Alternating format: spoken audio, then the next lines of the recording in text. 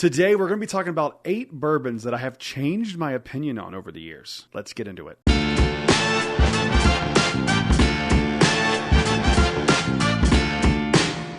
Hello everyone, welcome back to Brad's Bourbon Reviews. I'm Brad, and today we're talking about 8 bottles of bourbon that I have changed my opinion on. Now, this could be changed my opinion on, meaning I like it more or less, or really changed my opinion on, or have slightly changed my opinion on, but it's changed enough that it's worth talking about. So let's go ahead and get into this. And remember, these are in no particular order. I'm just going to reach down, not even looking, see what the first one is. Starting with a banger here. This bottle is on every Bourbon Dorks list, and it is almost like a rite of passage at this point. And when I first got into bourbon and I tried it, it instantly became my #1 bourbon of all time, and I am talking about Old Rip Van Winkle 10-Year. I still think that Old Rip 10-Year is a really, really good bourbon, and I think it's one of the best of the lineup. That being said, it is no longer like my all-time favorite bourbon. I do still really enjoy it, but I had to bring this one up because it was #1 for me for like a long time. It really changed once I started doing the channel and got exposed to a lot more stuff and made connections, was able to get my hands on other allocated bottles and things that are weirdly distributed in like certain places. But I do still really enjoy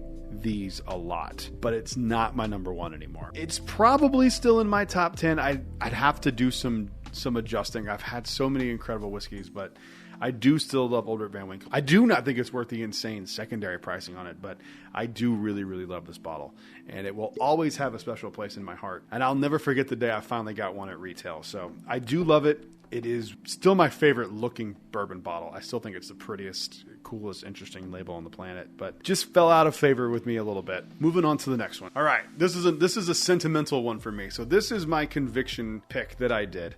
When I first tried this one at the distillery, it was for me the one that I knew that I wanted. We did like a vote. It won, and it has become one of my favorite things. I remember when I got it, I remember saying something to the effect on a video of like, it's not like my favorite conviction thing I've ever had, but it is a really good bottle. That's where my opinion has changed. I actually do think this is my favorite thing I've ever had from Conviction. Now, I do have a pick coming up in the next few weeks on September 10th that may trump this one, because this is a single barrel and I do really love their double oak stuff. But for me, this one just edges all those out.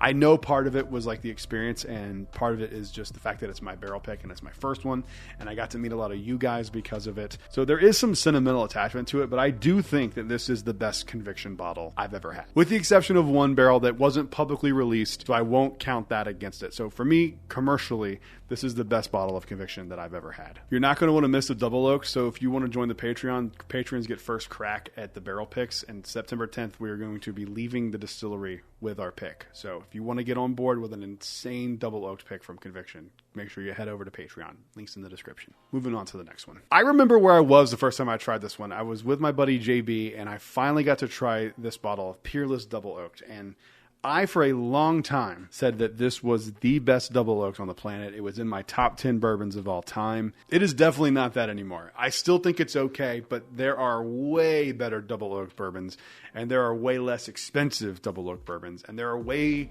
better, less expensive double oak bourbons that are easier to find than Peerless Double Oaked. It does have those really rich banana bread notes and like caramel and burnt sugars.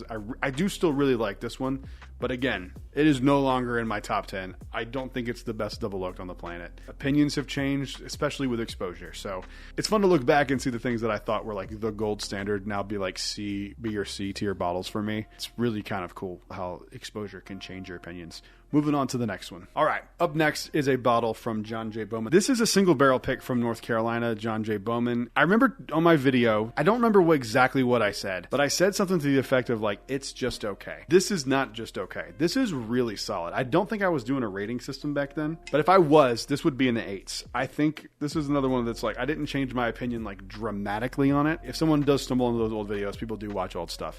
I feel like I need to clear the air, so to say, and tell people that this is actually a really good bottle. It does remind me of Eagle Rare a little bit, but I love Eagle Rare too, and I've had my own journey with Eagle Rare, but this is actually really good. Now, these are single barrel picks. They're all going to vary at least some degree, so Yours might not be as good as this one, but I just need, for my own sanity, to say that I like this bottle more than I initially did. Moving on to the next one. I was debating on saving this one for last, but if you watch this channel at all, you probably know what bottle I'm about to pull out. So I have changed my opinion a little bit on Jack Daniel's 14. You can see how much has gone out of this. That is not from me. I've had just a little bit. I bring this to bottle shares because I know people want to try it. When I first tried Jack Daniel's 14, I would say I hated it. I did not like it at all. It tastes like cigar ash and nothing else really there. My opinion has changed a little bit. I still don't think it's Bourbon of the Year contender. I still don't think it's even good as a 10 or 12 this year. I will say I like it a little more than hate. Okay? I'm not going to say that am in love with it now. I'm not going to pretend just because it's cool and people like it. I'm not going to just say I like it because that's the popular thing to say. I do not like the Jack 14, but I don't hate it anymore.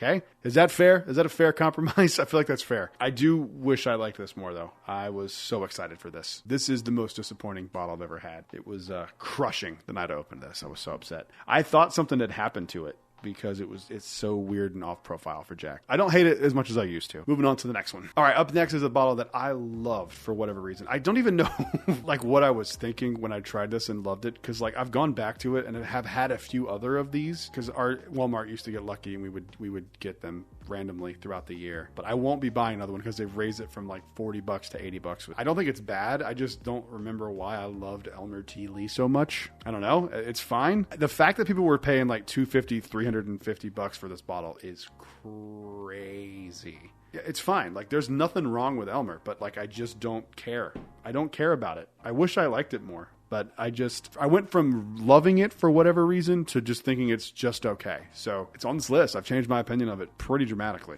Moving on to the next one. All right. This one is one that kind of varies batch to batch because it's not like a standard, release. It's an annual release thing, much like some of these other ones. But I feel the need to say this one because they've only done 5 of these. This is the Russell's Reserve 13. This is this year, 2025 release. I hated all of the ones that I had until I had one in a blind. And that one, for whatever reason, I don't remember what batch it was. I know my buddy Dan gave it to me, so I think he would know. I've now tried all of the batches of Russell's 13. And I love the 15 and I love the single rickhouse series that they do. But for whatever reason, the 13 just was not doing it for me until this year. This might be top 3 of the year for me. I really like this bottle. It smells like marshmallows. It smells, oh my God. Oh, it smells like you're making a s'more in the rick house. It is so good. I need to really get back and try this one again. I might do this tonight, actually. I think it's in the top 3 for me for sure for this year. It is phenomenal. Completely changed my opinion on Russell's 13. And I went from not caring at all and like the only reason I bought this one this year was because I saw it at dead retail and I knew I was going to a bottle share and I was like, I'll show up with the new Russell's 13. I opened it the night we did our conviction pick. Yeah, it's really, really good. So if you can find one of these at MSRP, which I know is tough to do, but if you can grab it, it's really good. And I would even say if you've not liked past releases, you might like this one because that was the case for me. Moving on to the last one. This bottle was one of my most anticipated bottles last year when it was being announced and leading up to its release. I was so excited and I missed it in a few places and I finally got my hands on it, I think in a Walmart. But I am talking about the Whiskey Row Series bottle, Old Forester 1924. When I tried it, I remember thinking it was just kind of middle of the road, but good. Expensive, but good. I think this is the best of the... Yes, should it have been less money? Sure. To be in line with the Whiskey Row Series? Fine. I'll acquiesce to that and go, sure, whatever. I don't know why they charged this much for it. My guess would be is that there was older stuff than 10-year in there, but since they had the 10-year in the blend, they have to call it a 10-year. That would be my guess. But I think this is one of the best bottles of the Whiskey Row Series, and